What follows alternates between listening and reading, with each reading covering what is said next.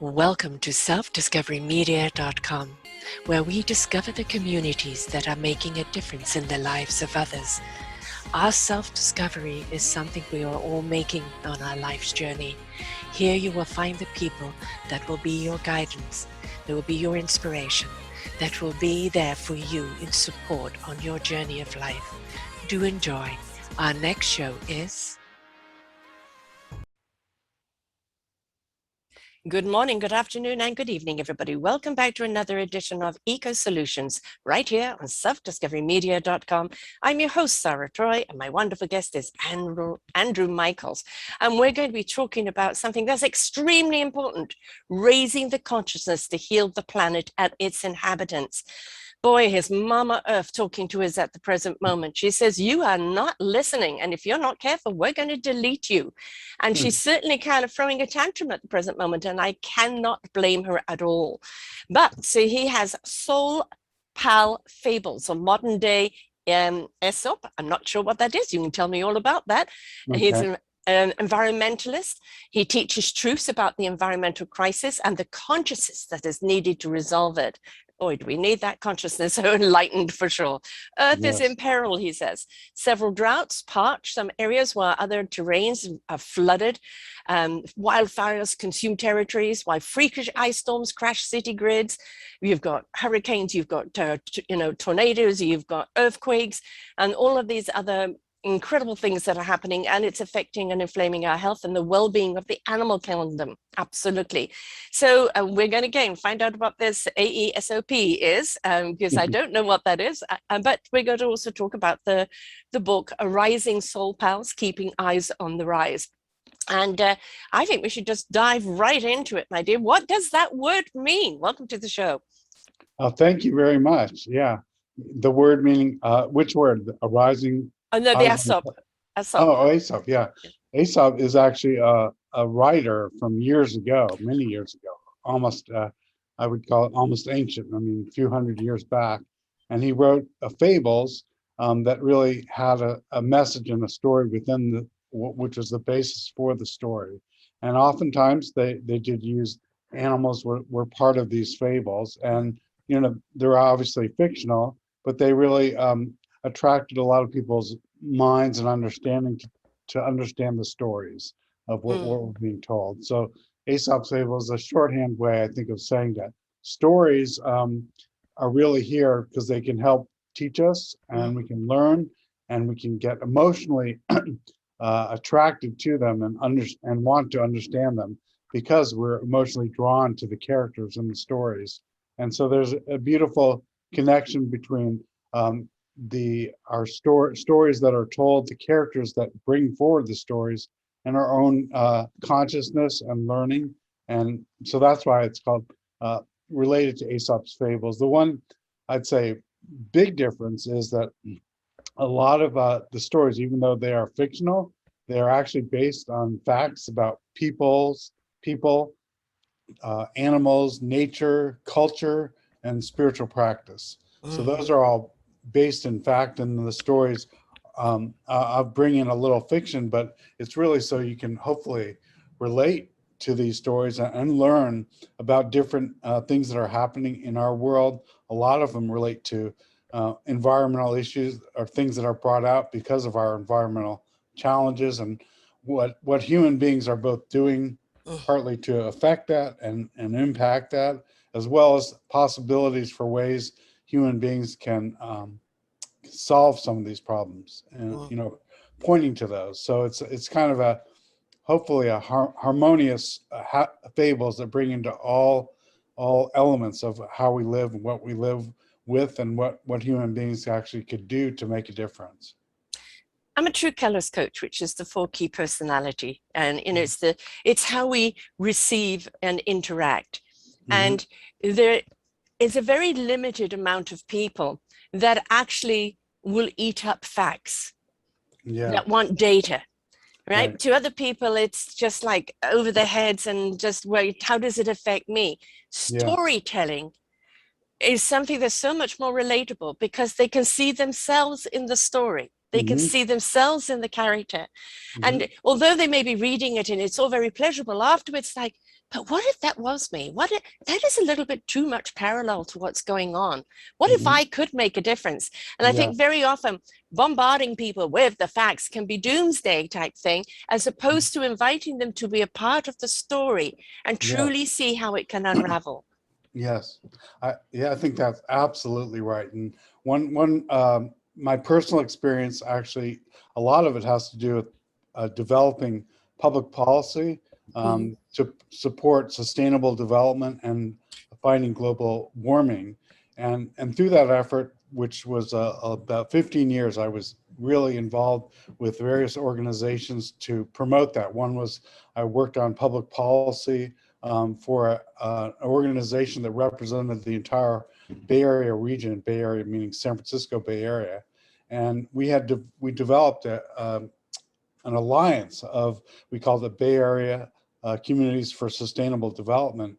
And it was in many ways fantastic, because I actually represented a group that did public policy from the point of some of the most innovative and largest businesses in the entire Bay Area, including Silicon Valley businesses. And what excited me about it was I was brought on to be the vice president for sustainable development.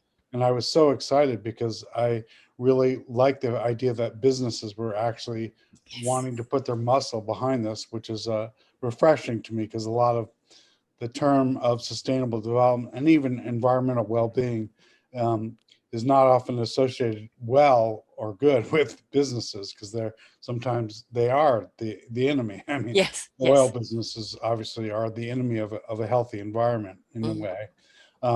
So I was excited to do that. And part of that was we built a huge alliance of business leaders, social equity leaders, environmental leaders, really a regional group. And we had a compact for agreeing, so that we all agreed together on what was our common effort. And that was great. And then we really wanted to engage the entire public, general public in the area, the Bay Area, which is considered to be progressive in many ways. And so we went out, we brought different, like you said, data to them and reasons that this needed to happen. And we got some support, but after 7 years of really working hard together, getting some major impacts, like we raised, over $100 million for several funds that were investing in projects that would promote sustainable development, but they were also would develop businesses and jobs and so forth. And that was great. But then after 7 years, I would say some of the organizations that were supporting us, some of them foundations, I would say they have ADD. They have attention deficit disorder. After a while of working on these things, sometimes they taper off in their interest. And then, but the most important thing to me was we just weren't getting to the public in a way that really drew them in a big way. We wanted to get to critical mass so we could impact and support public policies, obviously, that would go in this direction. And so I really decided it was the way that sustainable development and fighting global warming were being presented. That was a big reason why I don't think we're getting across the finish line, engaging people instead of, like you said. I think a lot of the stuff, a lot of the information puts off people. Sometimes even the information that comes, sometimes a lot from environmental groups puts people off. It makes them feel guilty. Yes. And then if you make them feel guilty, it's la, I don't want to know. Yeah. So, I mean, as a lawyer, I trained in, developing public policies, and where I went into was the field of generating laws that promoted the things that we want in life. And, but a lot of that comes out of the energy of people's support. That's the basis for a democracy when it works right. And so anyway, that as a lawyer, I worked in the state government also on these issues, and it was the same kind of issue. We got a lot of great things done, but still there was a lot of lag in bringing people to this issue and wanting to do something about it. So that's why working through the molasses. Yeah, it was very challenging. I mean, yeah. despite we did get some good things done, but like we got the leading law in the U.S. on how to address global warming passed in the U.S. and in California, and we've been operating on that mission to reduce carbon emissions as a statewide project with laws in place to actually enforce it, not just Yeah. say it's really Yeah. nice to do. So, yeah, but I think you're right, and I think people all think we all think in different ways. We are all attracted and engaged in different ways. So Soul Pals tries to do that in a number of ways. One is obviously, like you said, through the stories that can hopefully engage people. And like you said, you can see yourself in them or you can relate to them. Um, and the other thing, but some people also are more thinking more of an engineering scientific way. And so there's an element of that in the stories too. Right. And at the very end of the book, I call it the periodic table of human consciousness. And it's really a structured way that links the different soul pals to the different areas of human development and human consciousness that they relate to, and hopefully can develop in a way that we all can raise our own consciousness through that. Movies are a perfect way for that. And if you really want to change an adult's mind, educate the child. When Yeah. you come across with a movie where it's about the animals being hurt through man, that child is going to get righteous and call their parents out on it. When you talk about the environment, when you talk about their future, they're going to say something, because they're very much in their soul at that time. They haven't yet had it beaten out of them or conditioned out of them or switched off. And so they're, for them, it's about, why is that happening? I don't like that that's happening. And for parents who kind of just, it's about just the sustainability of their household, never mind the world, all of a sudden they're getting conscience, because how do you answer a child? What's my future, mommy? You're going to destroy everything, and it's like, we've got to answer that. So I think very often speaking to the children, I was speaking to a family as a whole through storytelling, through whether it's movies, whether it's books, whatever it is, becomes the conversation that then is then had in the household, which then changes the practices. Yeah. Yes. I think that is a brilliant way of going about change, promoting change and making it happen. But and I also think that even adults there's a lot of people that are adults like myself that also I say they're young in spirit, young in mind, kids at heart even. Yes. And so I think there are a lot of adults also that can be attracted to the same stories. Some Yes. stories are better than others, but I think, yeah, and the reason I say that is because I think children are extremely important. I mean, and younger people, like you look at Greta Thunberg and what she's been able to Yes. generate. Yes. But I also don't want to turn off or not address the adults, because even though I think children are going to really have the long-term road of making the changes, they're going to be on that road. But I also think the adults have to be engaged right now, because they are the holders of a lot of power in terms of making change. So they True. need to be addressed as well. And I think it's also pointing at how easy the change is, because for them, it's always bottom line, bottom line. How does it affect my bottom line? I told you about a series I did, Let's Get Synced, and where I interviewed an awful lot of people from around the world, but a great deal in Europe and Asia, and absolutely fascinating. But, one German guy who had been born on the other side of the wall. And so when the wall came down, he was 12. But he had a taste of both sides. And he started a company called Pure Necessity, and it is people, planet for profit. Oh, beautiful. Yeah. And it's showing how you can make a profit by investing in the people, by investing in the planetary resources, not gouging, raping, and pillaging, and how the profit will come. And what absolutely was so uplifting about this entire series is how many people are out there working on organizations, on governments, on corporations, to change that mindset. Because if you don't change the mindset, you're not going to change the climate practices. Absolutely. I think you're right. And I love the philosophy of the people, Yes. planet, and profit. Yes. And I also have experience as I worked on these public policy issues, both with um, in California as well as the U.S. Congress on some of these policy changes. And um, the one thing that really infuriated me was it wasn't always coming from the same people, but was they would say things like, "Okay, we can do this because it's obviously profitable." And as much as I would like to believe some of those stories, some of them were not true in the sense that there were a lot of things that at this point are not yet profitable. Doesn't mean it does still does not mean we shouldn't pursue them. But I Right. felt like The there was profit will come. yeah, but I thought there was a little deceit in some of the way that was described. And like as an example, peak peak oil. I totally am not a fan of oil for a lot of reasons because Mm-hmm. of what it's doing to the environment, because of Exactly.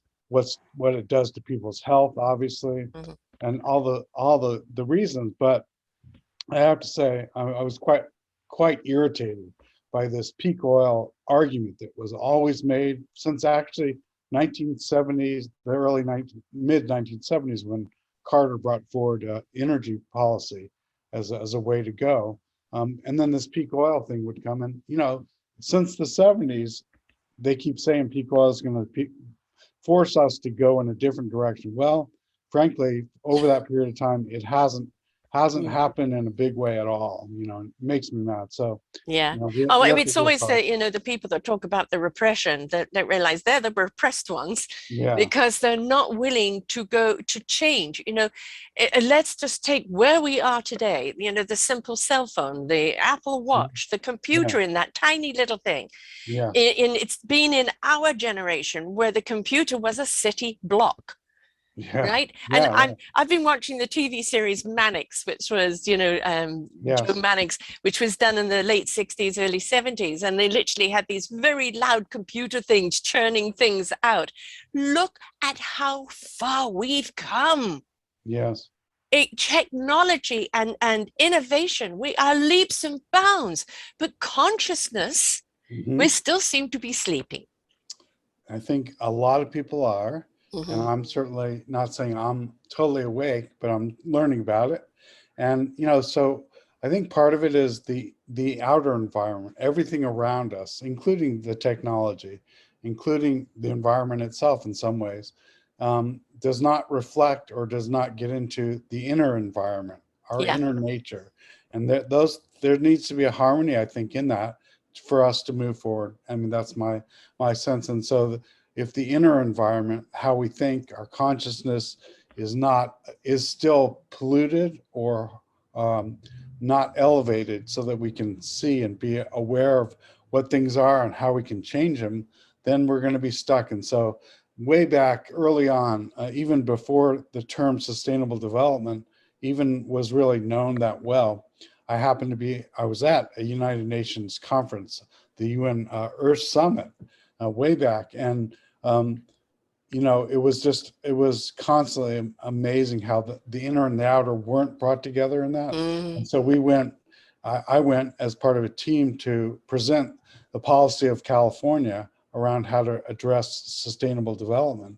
And a lot of that had to do with really looking at how our inner being, our consciousness related to the way we treated the environment. And so we really went there to present human restoration Mm. is the key to sustainable development. It's Ah, not the only thing, obviously, but without that awareness of a lot more of us, um, we're not going to be able to shift where we need to be able to save us from ourselves, save us from some of the pollution that we're bringing onto the world, the global warming. and it is really, I think, humans, and I am going to pick on humans for a while. Mhm. We stepped into entitlement Yeah, and we bought into opulence, yeah, that the more we have, the better we are, the yeah, happier we will be. And then we've realized, no, it's not making me happy. So what do? Discard. yeah. Are we conscious of where we discard it? Now we have such an extreme of richness and poverty. Hmm. And I've interviewed an awful lot of people who have reached those great rich heights. And they Yeah. said, I was a slave to maintaining that. Hmm. And I lost my home, I lost my wife, I lost my kids. I lost my Mhm. health, right? Yeah. And then I got conscious. Right. You know, they got the cosmic 2x4, they got conscious, they started realizing what life was really about, the true abundance, the true enrichment of life. And Hmm. now they're doing something that comes from the heart and soul, and they feel more enriched than they ever did with the amount of riches that they had. So I Hmm. think a lot of it is that we need to look at what are we selling and what are we buying? Yes. Hmm. Because let's face it, media sells fear and Hmm. hysteria, and it tells you you need this in order to make you feel safe or to make you feel happy. Yeah. And we know that life is an inside out job. Make the inside, heart, soul, Yeah. and spirit happy. Then the mind will be content. It will know what it needs to know when it Yeah. needs to know. And Yeah. then we will consciously make choices based from that inner connection, which is connected to everyone Yeah. and every living thing. Which is so true and sometimes hard to feel when you're Yes. feeling You can't feel embattled it exterior. No. in fear of Yes. just having the right, just having what you need in your life to be living, those things beat down Yeah.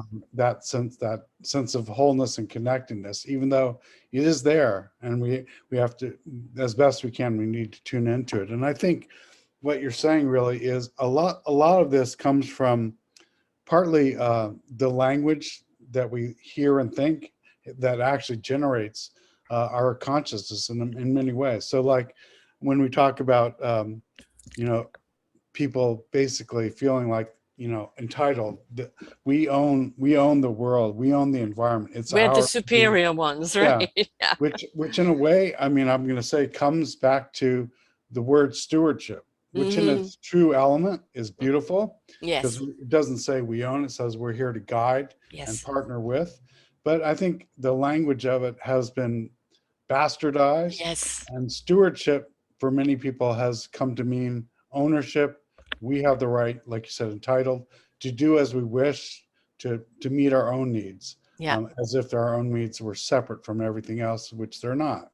Right. Um, and so, and part of that, and the language, and that we gain our consciousness partly from that, um, has created this. I mean, a lot of people, including myself at times, obviously, um, we hear things, we do, and then we respond to them more as not responding but reacting. Yes. In some Yes. ways, we're unconscious of what we're doing, just because we've embedded a certain way of thinking, You have which then conditioning.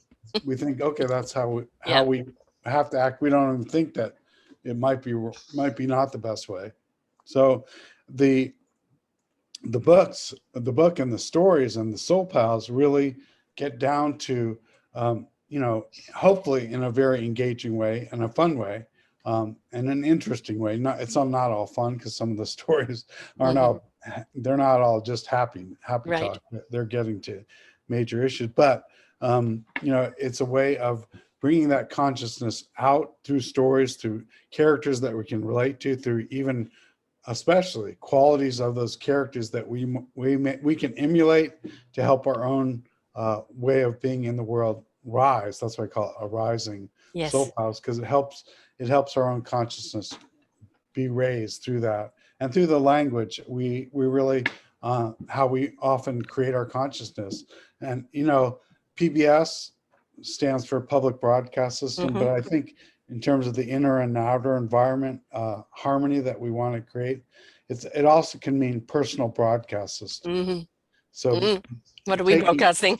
yeah, in a sense, taking ownership of of the of our world around us and how we respond to it, and the language that then often creates that consciousness. So that's what the soul pals are about at a very, kind of deep level, I would say, or basic level, really. Right.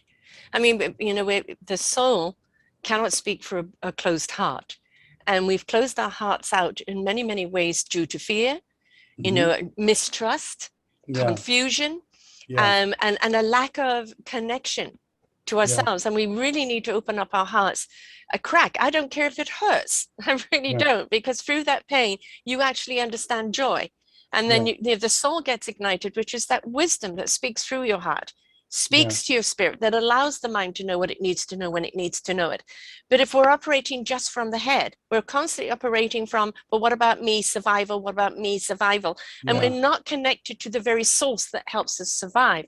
And one of Hmm. the things that I've seen over the last few years, which I absolutely love, in quantum physics, quantum science, the Hmm. quantum science of physics now are understanding those that are spiritual, are living on a higher frequency that you can actually measure. Hmm. Love, living in a state of love, is a higher frequency. Hmm. In that higher frequency, you can't knowingly go and do harm to anyone because it's against that frequency. You'd Hmm. have to lower yourself too much to do it. And in that frequency of love, you are in the appreciation and the gratitude of life, of Hmm. living and all that life gives you. And it's beautiful now because it's actually being measured. Before, spiritual kumbaya, la, la, la, la, living in the twilight zone. Yeah. Now people Yeah. are realizing how much energy is actually being sourced out by people, how much energy we're putting out into the world. Now, if we all chose to step into that love vibration and put out love for one another, Hmm. and instead of the hate, instead of the disconnect, instead of the discord, and instead of the entitlement, we would actually see that coming together in that beautiful harmony would actually heal this planet and Hmm. heal ourselves. And then we'll truly, really start living in the purpose that we really were meant to be here for. Yeah, I think that's right. And what you're saying, partly in terms of the science, is you know, we often learn through metaphor, and what that one thing you're saying about science and quantum mechanics in terms of understanding frequency. You know, another way, another biological metaphor that comes out through science is the way that cells operate. And Mm-hmm. Bohr's theory on molecules, Mm-hmm. Bohr's theory, you know, has it such that it's truth that often the way a molecule changes is that once there's enough energy Yes. in that system of the molecule, literally it jumps to a whole new level. Yeah. Literally, parts, neutrons, and so forth within the molecule literally jump to a whole new level, a different kind of physical thing that they are, The higher um, frequency. with the energy. So that's Yes. in a way a metaphor for us too. When we Mm-hmm. get the enough of the right energy in ourselves, we Yes. also can rise to a new level. And so in the book also, you know, that's that idea of metaphors, meaning Mm. really a bridge to a higher understanding, which is what how I understand metaphors. It can be used like that. Yeah. um, the soul pals and the stories are in some ways metaphors because the animals and the other main characters in it, um, the way they're acting, the way they're involving themselves, the way they're using their minds, their thinking, intellect, as well as their emotions, and I call it sometimes how we relate to everything and everyone, which is I call it we Q. There's WeQ, there's IQ, and there's EQ. WeQ really talks about how do we relate to everyone and everything. Mm-hmm. IQ talks about, you know, what is our level of intellectual understanding and thinking smartness. And EQ talks about our emotional intelligence, how Mm. we Like that. emotively, you know, relate to everyone um, through our emotions. And emotions emote, and there's energy and motivation that is derived from emotion that really also drives a lot of our thinking. So looking at those three qualities and talking about them and understanding them through the way that some of these soul pals, animals, as well as some people act, is the way that we can really learn from the metaphors. And the soul pals are, in effect, there's a template to some of these soul pals. If they look at the EQ, the IQ, the WeQ, and that's how I think we can hopefully better relate to them because we all have those qualities within us. And in fact, you know, I've often been amazed at the Wizard of Oz and the story that it tells because it really Mm-hmm. does, in its own way, focuses on those. I know you were talking about the four primary directions or elements that you were working with. Um, and I think these three actually do Mm. some of that as Yes. well. You know, Yeah, I these like are that a lot. three primary dimensions within within every person, but Yes. also they're out there too, and the way that nature and animals operate.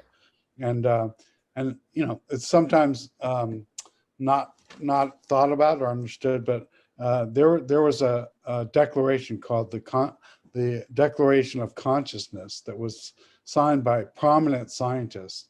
It was called the Cambridge Declaration of Hmm. Consciousness, and these scientists said and proved that animals, a lot of animals, have consciousness in terms of that they can feel pain, they can think, and they relate to obviously their environment in ways that we can really learn from. And so that science, though, is often missed by people. Just even the way we operate or we live, most of us, by going to stores and buying our food, Hmm. it alienates us from the real source of that food, Yes.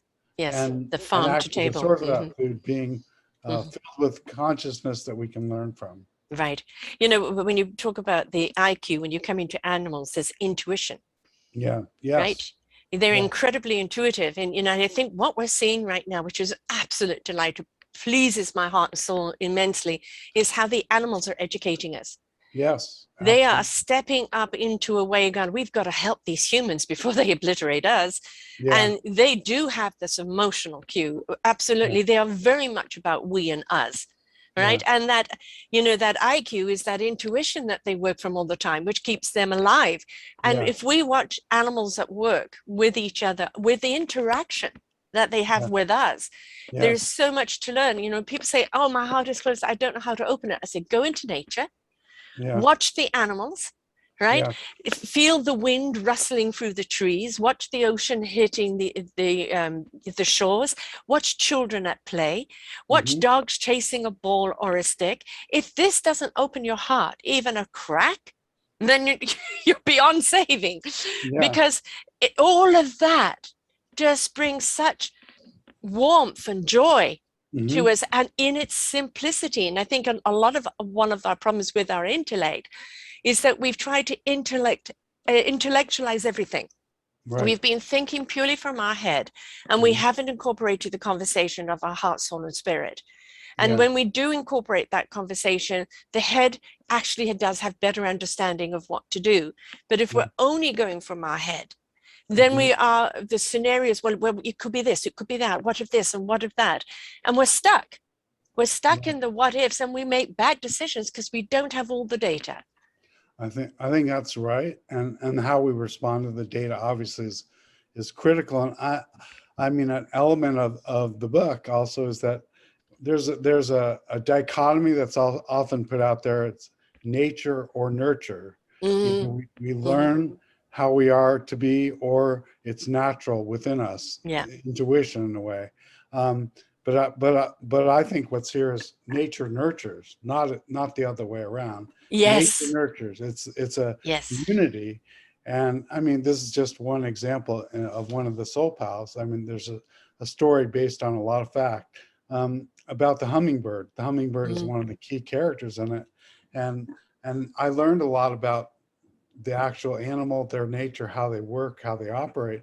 And the beautiful thing about a hummingbird, which I never realized, is that, um, you know, how does a hummingbird pollinate? A Mm-hmm. basic thing. Well, of course, they have a beautiful, long, Mm-hmm. slender beak. I mean, that would seem like obviously the way that it happens. Well, actually, I learned that it's not necessarily that. That is used more for eating and bringing in the nectar to themselves, the sweetness that they need to survive and eat every day, like thousands of times more their weight of their weight do they need to bring in every day in terms of nutrition and proteins and so forth and sugar.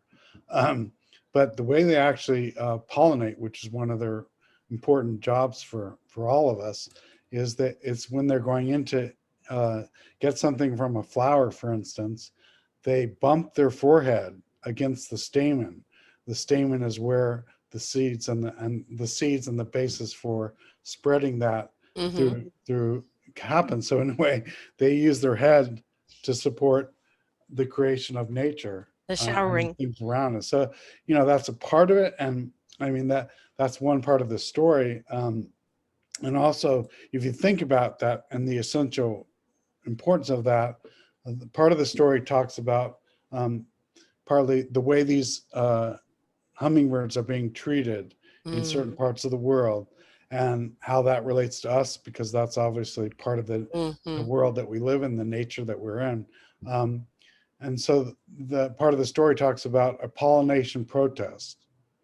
What would that mean? What would it mean mm, if some of our key pollinators that really like the bees as well, what if because they realized how they were being affected, and they, like you said, the earth is mad at us. What if yes, they, yes, could come up with that same knowledge? And I don't deny that they could. I mean, I think they mm, have the intelligence. yeah. What would happen if there was a pollination protest because they were being destroyed?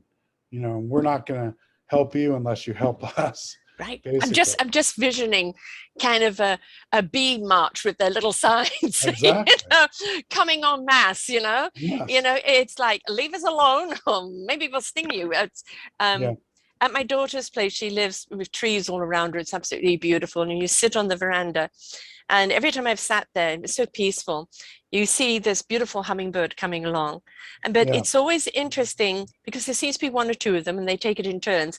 But it's always interesting because I always see a dragonfly and a white butterfly at the same time. They Mhm. kind of come together, which I don't know why. But Yeah. it's just so wonderful just to sit there, and there's occasionally a bunny rabbit, and squirrels and things like that. And it's just, and I live in a place where the deer are very prominent. They're often walking out in the streets. And it's, if we could just learn to be appreciative of that, every single thing on this planet, even a mosquito, though I'm trying to understand what, has a purpose. Yeah. We all have a job to do. Yeah. And why aren't we asking, what's our job? What is Yeah. our contribution? Yes. It's And not what we take, it's what we give.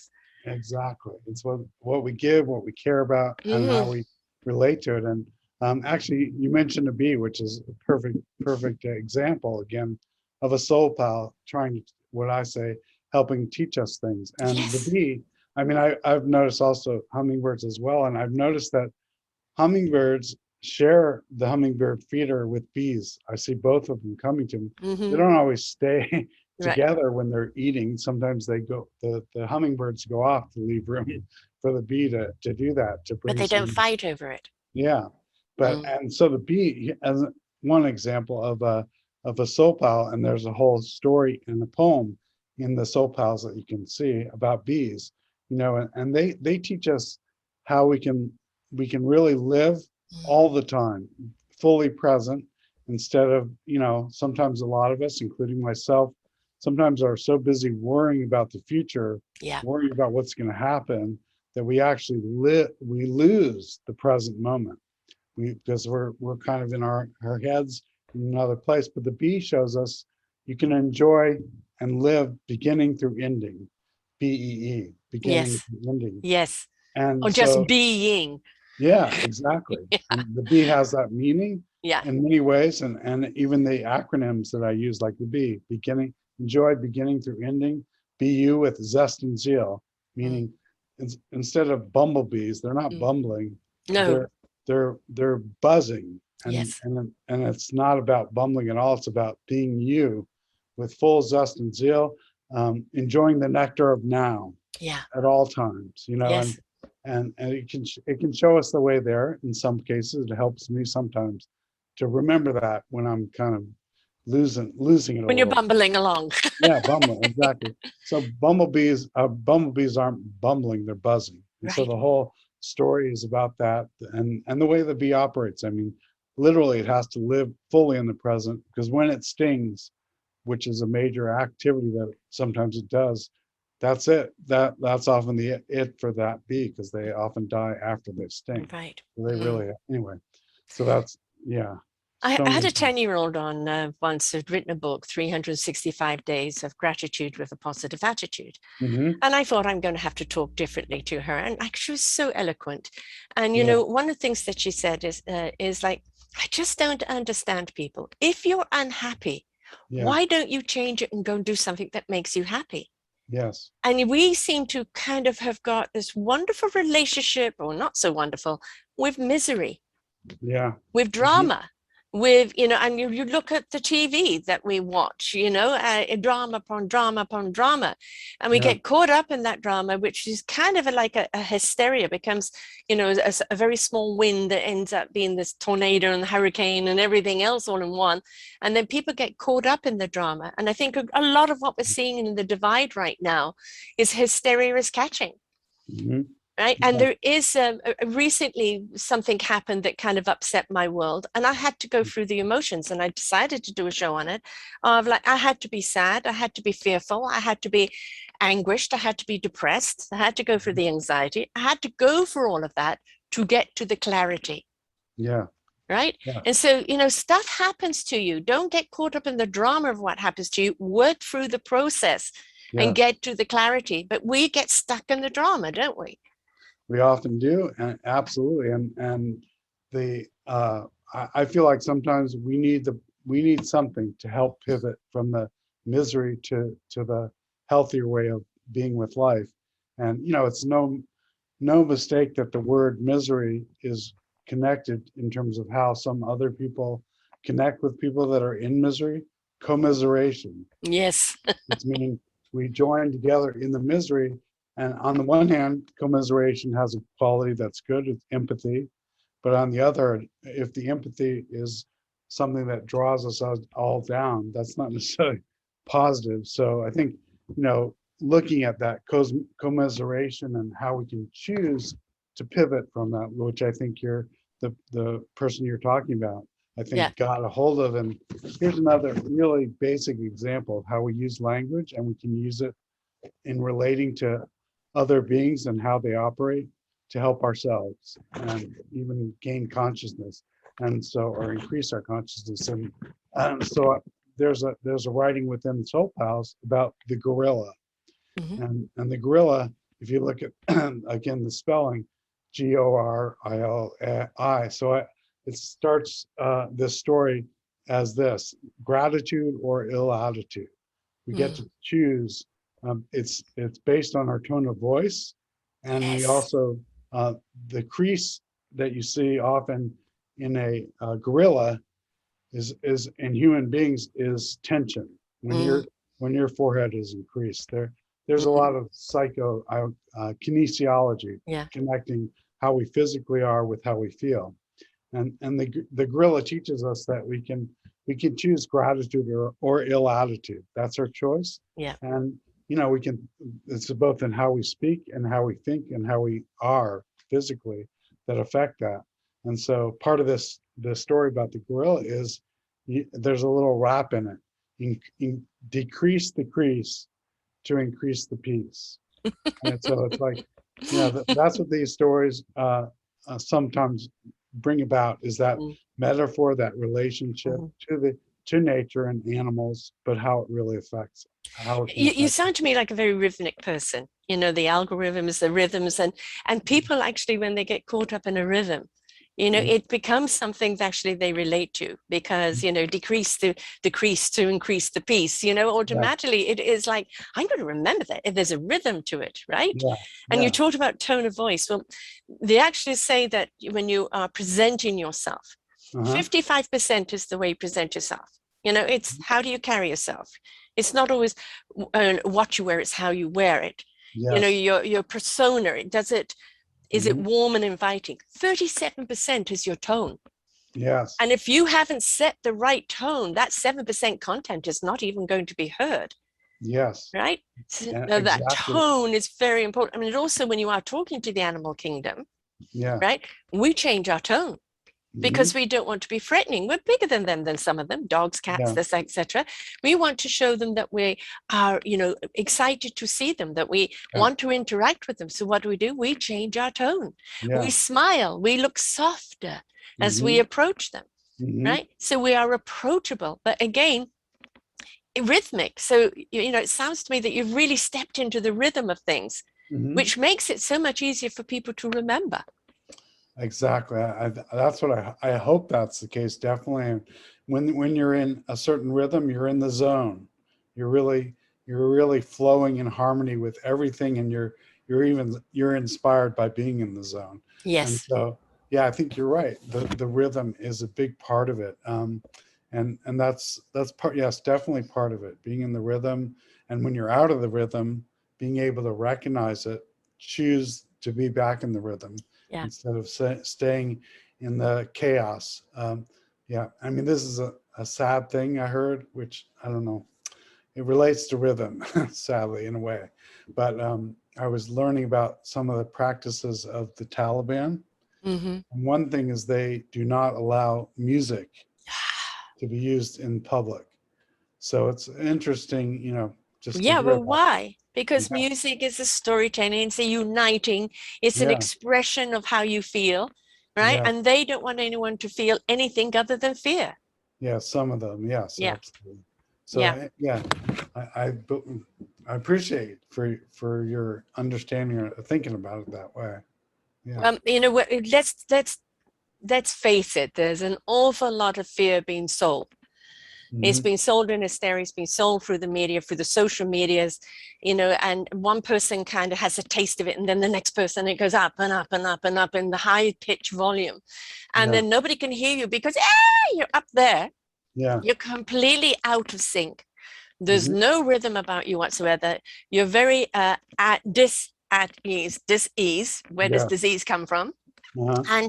And then we start seeing a breakdown within the individual, which then becomes a domino effect, rather like the virus was a breakdown of the society that it's in, right? Yes. So if we could be into a more rhythmic, harmonious flow in life, Hmm. instead of looking at what is being denied you or what you think isn't possible, look to what is possible and what you're empowered to do, because there is empowerment in every single one of us.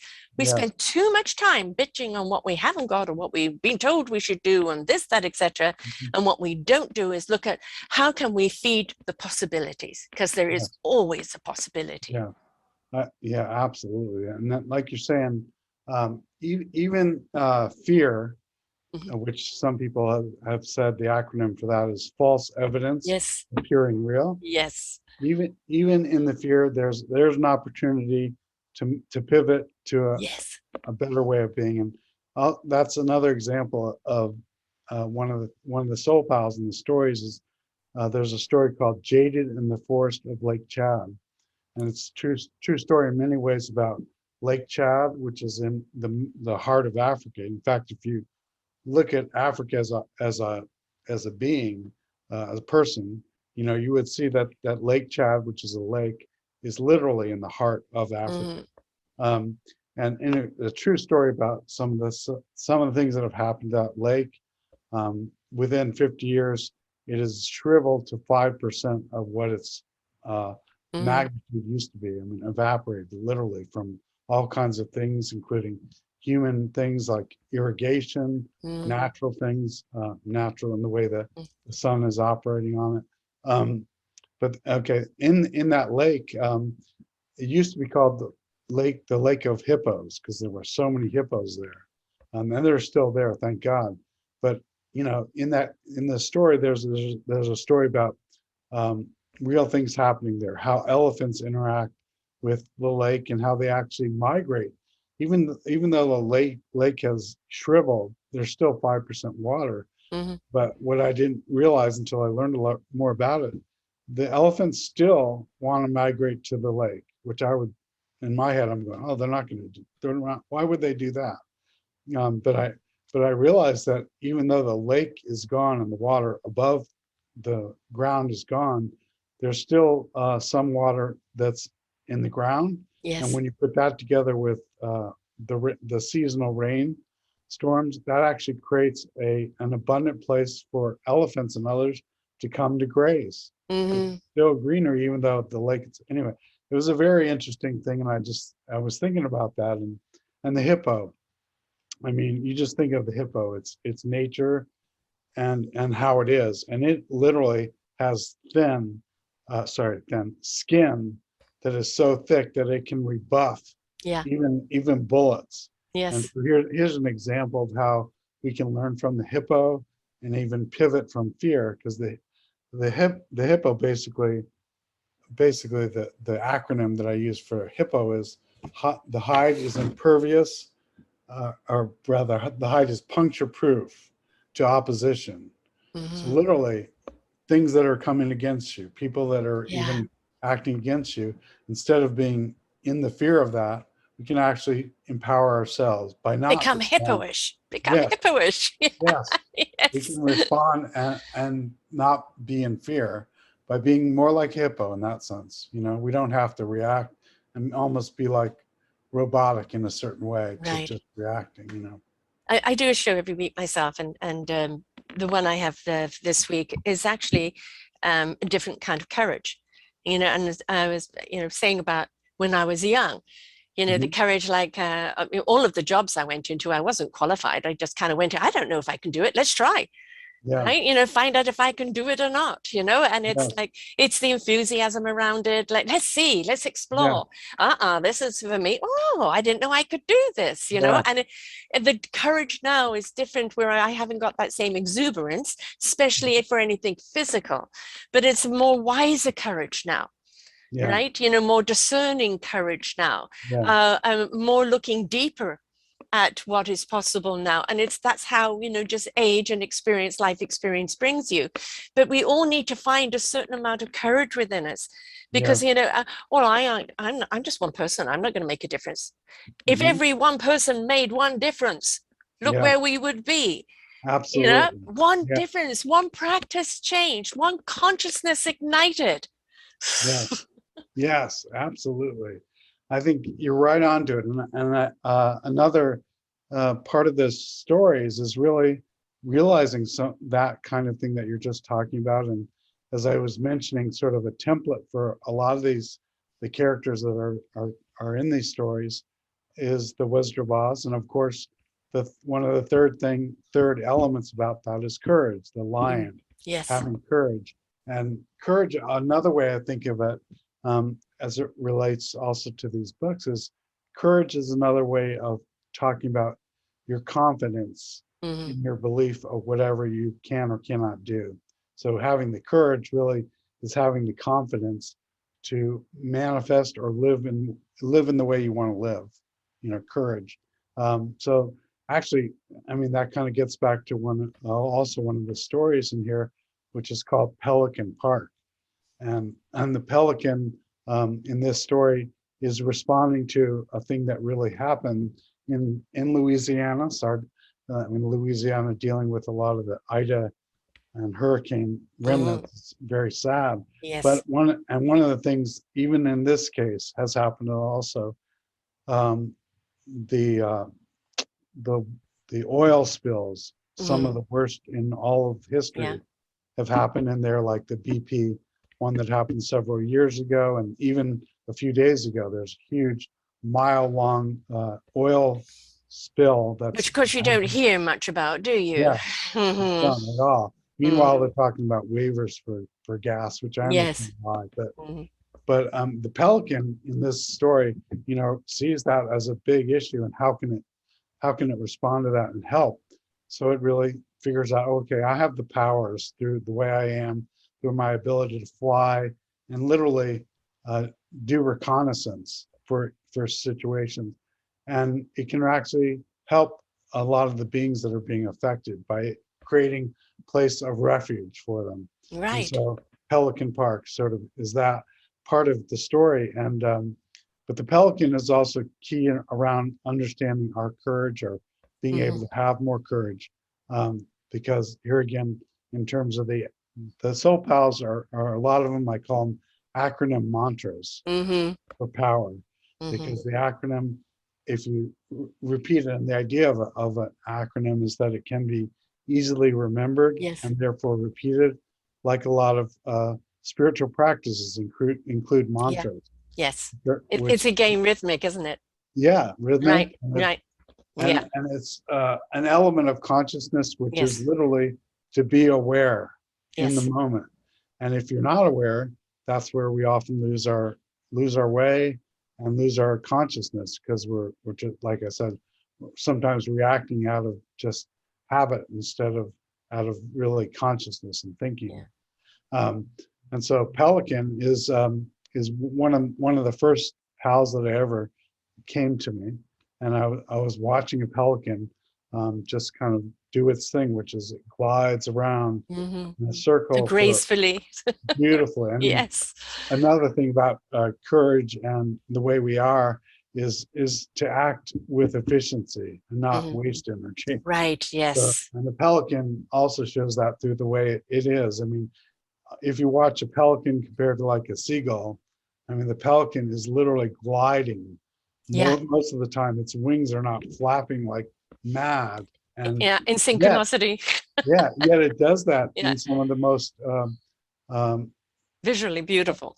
yeah, visually good. And it does that sometimes in the most rough circumstances, like Mm-hmm. when gales of wind are coming. It knows how to use like an airplane. It knows how to use that pressure to move, even though it's sometimes going against it, but it glides through it like an airplane does. We can get through it. We can get through it. Yeah, Right. Yeah. absolutely. And then the thing that I really loved about it was, as I watched it, I saw then after gliding and reviewing the situation with blood without any hesitation in a full total act of pure decisiveness, it goes 180 degrees, dives into the water, no hesitation, and gets its goal often, which is fish. Right. So it was just by watching that that I learned a critical thing, is how to have confidence and how to be inspired by that metaphor. And here's the acronym part of it is, as I was watching this and I was just thinking about my own life. So I was in a job that at first I really had a challenge of confidence because I didn't know how to do it very well. I was constantly worried. I really was saying to myself, I need to develop greater courage and confidence in what I'm doing. And so I think what I need to do is to bring that forward. I need to propel confidence. And I was thinking, yeah, almost like a propeller. There are Yes. three blades to me, which are one in terms of the way I think about things. You can think about things like things that you have done in the past, and the center of the blade is, I would call it the core, where that brings together these three blades. So think about things I have done, think about things that I am doing now, and think about things that I can and want to Right. create in the future. Yes. So this propeller, and the propeller is beautiful because when it goes around, Yeah. it literally merges into one vision. Right. Right. And so I'm thinking, yeah, I need to figure out how to propel my confidence. And then I looked at the pelican again and thought, oh my God, P-E-L, reminds me of propelled confidence. And the rest of the word of a pelican, the spelling of pelican is I can.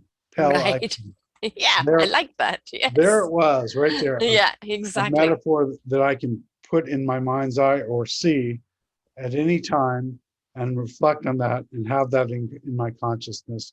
And I will, and I have, you know. So that's another example of a soul pal, but through the story of the pelican, that is one thing I think we can learn. You reminded me of a story my mum wrote about 45, 46 years ago called Horatio Mouse.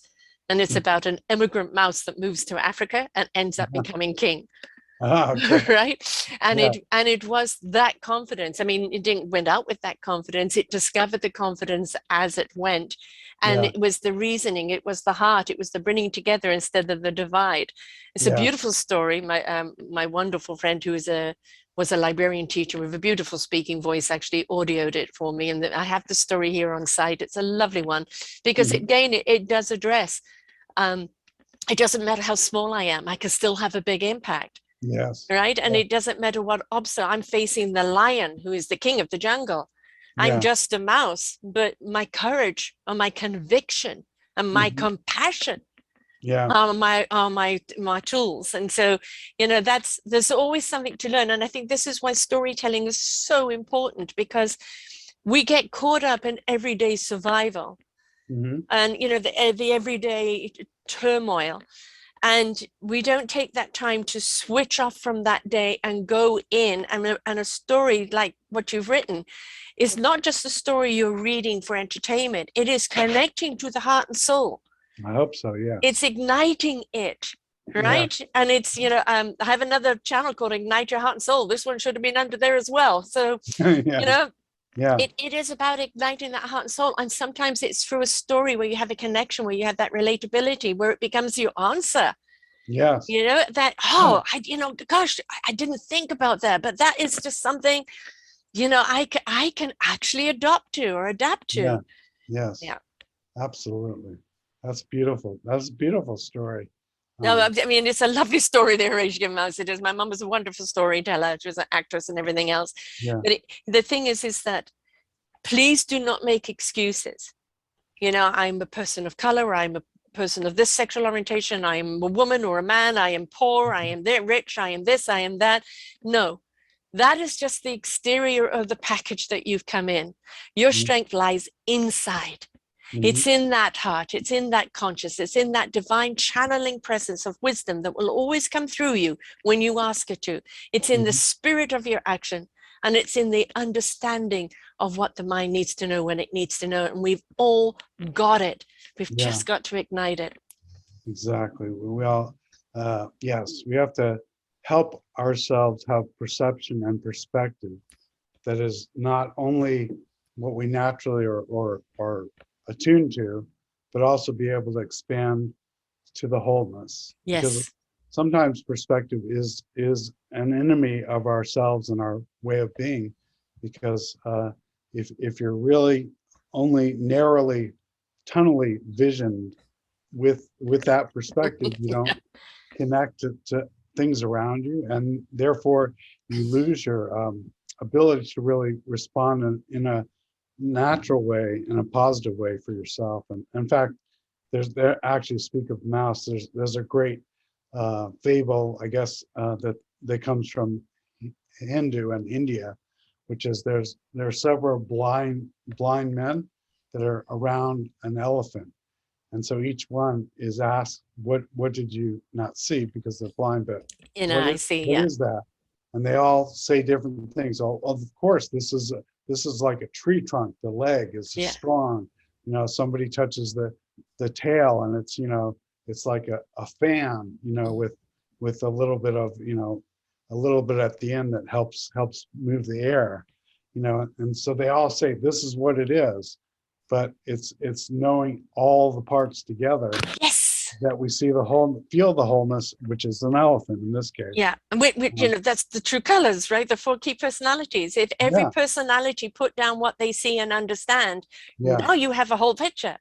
yeah. And I did a wonderful show a little while ago, also about, it's kind of like personality traits, but we actually have 43% nurturers in the world, 40, right? what is that? 43% nurturers, Oh, nurtured. Okay. right? Yes. So Yes. if we have 43% nurturers, why are we not seeing more nurturing going out there? And that's, Mm. dominance of other things. But it's also because the nurturers over nurture or get burnt out or get used up or get spat out. And we need to support those nurturers to do the Yeah. work they do and ignite, some of that within us. The thing is, this package that we come in, and the complexity and the simplicity of who we are, understand yourself and the gift that you were given, your thought process. How do you view things? How do you articulate them?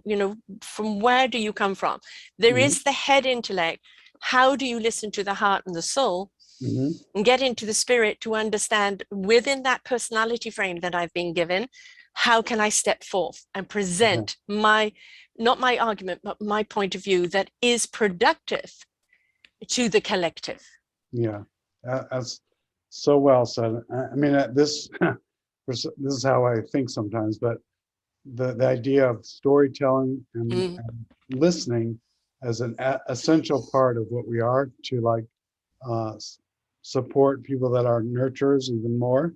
If we listen and allow people to tell their stories, we can be that a lot yes. more. And not only in terms of the other person or other people, but ourselves. If we listen instead of out there just constantly doing this and reacting, we Yes. can go a lot further. And the elephant helps teach that too. It's in one of the Mm-hmm. stories I was mentioning, Jade in the forest of Lake Chad, because that's part of the nature of an elephant and how it cares is a nurturer, and Mhm. it has an incredible memory. I mean, one of Yes. the greatest memories of all of us, Mm. including human beings. Yes, yes. Oh gosh, we've seen that in evidence with being united 30 years later. Yeah. They also have Memory, incredible antennas where they're way over there and there's a new elephant comes into the compound and they go running or somebody's dying, they're there. It's yeah. just an amazing empathy, And an exactly. antenna of empathy, which is absolutely wonderful. Yeah. And yeah, and back to the idea that um, how we think or what we think about our awareness is also how we react. So the elephant, um, both its great memory, but it's one of the most empathic, emotional Hmm. beings around, because it literally will grieve for the death of Yes. somebody within its herd. Yeah. And so it's partly, I think, because it has this incredible memory Yeah. that it has this caring. Yes, Yeah. exactly. Um, Confucius asked a whole load of 12 animals to come forth. Hmm. And then it became I call it the Chineseology of the year sign, of what year sign and Yeah. what animal you mean, etc., and the year of the horse. Um, and it's really, really interesting because I found that, the characteristics of that animal very often is the characteristic that we've taken on, we're very much part of that. But he understood the importance of the animals and each one of the individuality and what they brought together. And Hmm. I think they say there's no I in teen, but Hmm. I look at it as an orchestra. What is my instrument? How do Hmm. I learn to play it? And which orchestra do I belong to? Hmm. Where Hmm. we can harmoniously, in our own individual strength, come Yeah. together to create a symphony that resonates out. Yeah. So we do need the I involved, Hmm. but it's the I to be a part of the collective. Yeah. The I in ourselves, and also the I in integration, Yes, the yes, wholeness. Yeah. yes. Intuition and Yeah. intelligence and Yeah. and a few other things in there as well. Yes. How do people get hold of this book? How do people get hold of you? And also tell us a little bit about the Partnership for Change. Sure. Absolutely. One thing, just in terms of getting hold of the book, you can look up my name in Amazon, Andrew Michael Arising, and you'll find the book. Or you can go to a website that takes you directly there, and it's related to the title of the book. So it's HTTP colon two forward slashes, then it's BIT period LY bit.ly, and one more forward slash, and then it's capital A, arising, eyes on the rise, and the last word rise is also capitalized, and then you go right there. And arising, eyes on the rise is really, to me, I love it because it links to some other great lines like keep your eyes on the prize. Mm-hmm. Keep your eyes on the rise is really keeping your eye and your awareness on your continual growth and the raising of your consciousness. Yes. And So that's what it's about, the raising of the yeah. consciousness. Partnerships for Change. Tell us about that. Yeah, thank you. Thank you. Yeah, Partnerships for Change is a nonprofit, and we do social action to improve the quality of people's lives. We focus on um, really three primary things. We focus on women's empowerment and helping women be fully empowered. Through one thing is we work with and support a orphanage in Mm, northern India that actually rescues many young girls from a very traditional culture, which have a lot of great things, but there are also some negative beliefs or philosophies. So these girls are, if they're born due to rape or you're right. because of or they're disabled, they're considered bad omens. So in this Right. case, we work with a Tibetan monk who actually rescues these young girls, usually at the desire and approval of one of the parents, because one of the other parents, often the men, may not be very healthy Hmm. for the girl. Right. So anyway, we support this orphanage. These girls now, having lived and been raised in this orphanage, some of them for over 20 years, have been educated in the finest schools, and now they've actually completed their high school education, gone on to have gone on to college and done a master's. One's in animation, and others in human resources, and other ones in business development, business communication. So that's one project that we work on, where the women are literally being empowered by the way they're being raised, Excellent. and then literally blasting through those negative bad omens, like Right, proving them exactly. so wrong. So that's one project. We also work on uh, uh, obviously promoting the environment as part of the well-being of people. And this one project we're working on is in Africa. It's called the Great Green Wall, and we're helping that vision to become a reality. It's a vision that comes from Africa, and the idea is to create a green band or wave of greenery, forest, and agriculture all the way across the continent of Africa, 8,000 miles. Wow. It would be the largest living structure in the world when it happens. And it would basically help the people, especially have a better livelihood.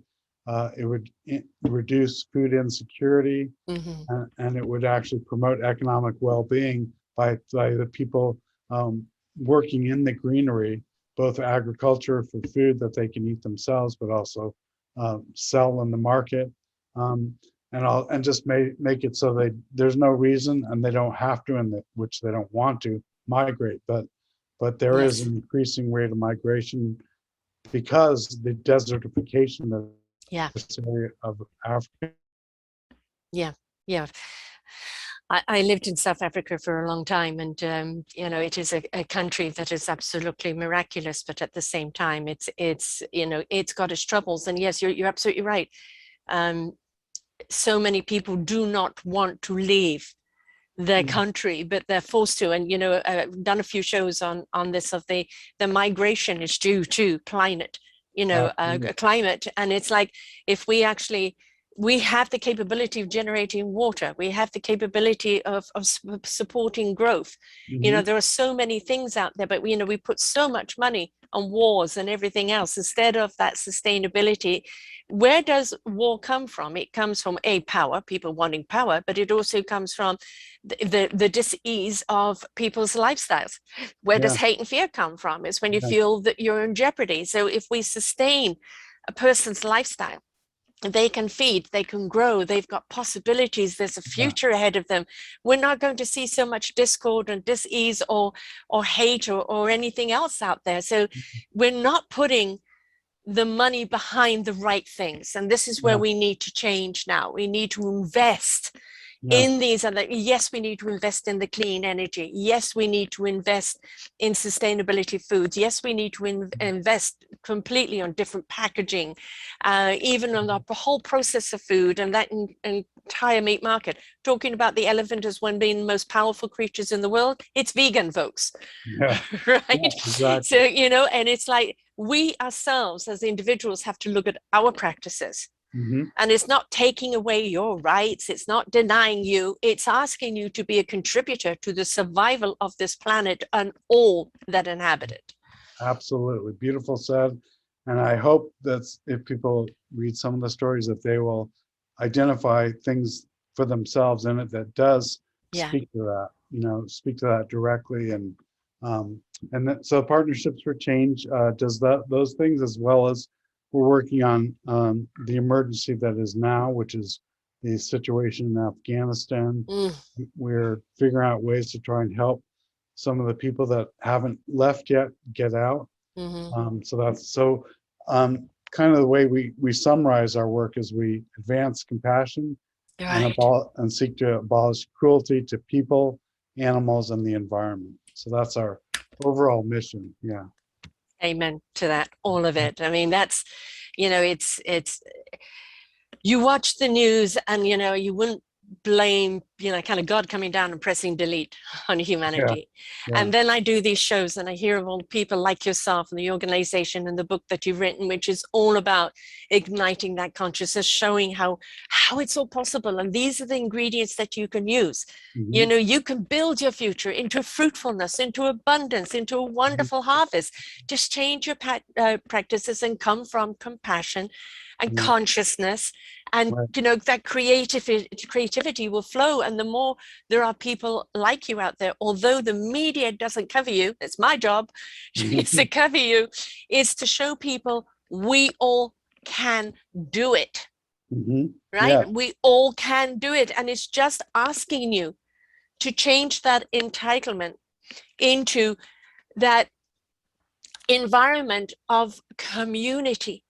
It's not just about your survival. It's about the survival of your community. You've seen all these movies, Walking Dead, this, that, etc., where, you know, you've still got that. There's so few people left in the world, but they're still fighting each other. Really, folks? Yes. Really? Yes. You know, give peace a chance. Yeah. Let's create what we want to live in. Let's Yeah. manifest. And that, you know, ultimately, I think a lot of the elements in this book are about how do we manifest what we want. A Yeah. lot of that comes from our awareness or consciousness. And, you know, the elements of manifesting, you know, a lot does have to do with our consciousness, has to do with our awareness, our understanding of our perspective, and realizing that sometimes we have to broaden our perspective so it's not A lot more. darkening. A And lot more. and then being able to act on it with confidence, and it'll generate what we Yes. wish Ripple in effect. the community. So Yeah.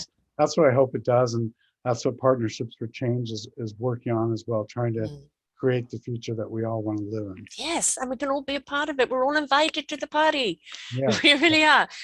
The book, is it age appropriate? Can children read this? Yeah, actually, it's in a way it's meant for both young and old. In fact, I think one of the best parts of it would be people, especially parents, reading things to their children or their children reading it themselves. I think it's really geared to kids of all ages. Right. I have a Young, 6-month-old grandson, and my son-in-law and daughter are already reading to him. great. And they have been from the moment he was born. And this book, I know they're going to love, because they are vegan, they're activists, they're environmentalists, and I know this book is going to absolutely hit it. So I'm ordering it for sure. You know, it's a beautiful gift to give to a family. If you've got young children, they may not get all of the words, but you know, they will get the rhythm and the which that you're saying it, and the what you're learning and what they're learning. You know, it's something that as they grow, the conversation will grow along with it. And you know, I think in the training of the adults, it comes through the kids. But you know, if you haven't got any kids around you, bring the kid out in you. Yeah. Right. Read this to bring the Absolutely. kid out in you, because that kid had a conscience. And Yeah, somewhere along the line, you put it on the shelf. You need to take it off and dust it off again. that would be great. Yeah, for all of us. Yes. This has been wonderful. Thank you so much. Thank You know, you. just right up there with all the wonderful other shows I've done. And it just, I love the work that you're doing. And please keep on doing it. Thank you, Sarah. And it inspires other people. It shows other people what can be done and how they can be a part of it. And that, as I said, every single one person shifted one perspective, you know, one inch. Yeah. Just imagine that shift that we would have, right? So it doesn't take much. Yes. Just means that you've got to have that intent of action, actionism, as I call it. Yeah, beautiful. Step Thank into you. actionism. Yeah, thank you for what you're bringing forward and the stories that you're helping to tell. Thank you. So many wonderful people, they have to have a platform. So yes, thank you. It's been wonderful. Thank you. I'm definitely getting the book. Folks, get the book for yourself, for your grandchildren, for a neighbor's child. Christmas is coming up. Get a few of them. Make a perfect Christmas present, right? Yeah. And you know, it's inspiring, it's illuminating, it's rhythmic, but at the same time, it's educating and it's inviting. That's what we want. Inspiration begets invitation. So, you know, invite your unconsciousness to be ignited and go, I don't know what to do. Read the book. I guarantee you'll find something in there where you go, that resonates with me. I'm going to do that. And don't forget to look at the partnership. Sorry, what's it again? Partnerships for Change. Partnership for Change. With And I'm sure there's a great deal of support that you can do there in the work. And while we empower the people that have felt powerless for so long, we truly are switching on that creative button, and that creativity is illuminating. Yes. So no more suppression. We don't need any more suppression or persecution. We need enlightenment and illuminment. So thank you very much, Andrew. Thank you, Sarah. Great To to meet everyone you. else out there, bye for now. Bye-bye. We hope that you enjoyed the show. You will hear many, many shows here on selfdiscoverymedia.com. We have new shows for you out every week. Just find them on our podcast or What's New. If you feel that you have something to share that makes a difference in the lives of others, or you too feel that you could be a host, please contact me at info@selfdiscoverymedia.com and we will be glad to speak with you. Have a wonderful day.